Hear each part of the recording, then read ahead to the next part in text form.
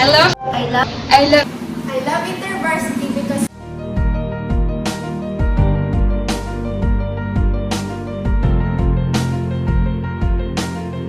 Akong bahala sa'yo, parang gano'n.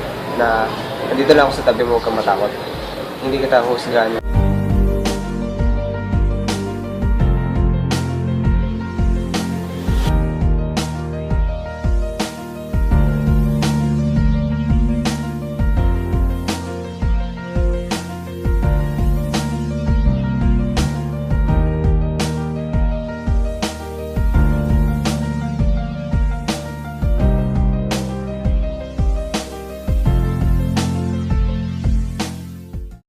I love InterVarsity because Rice quench my thirst.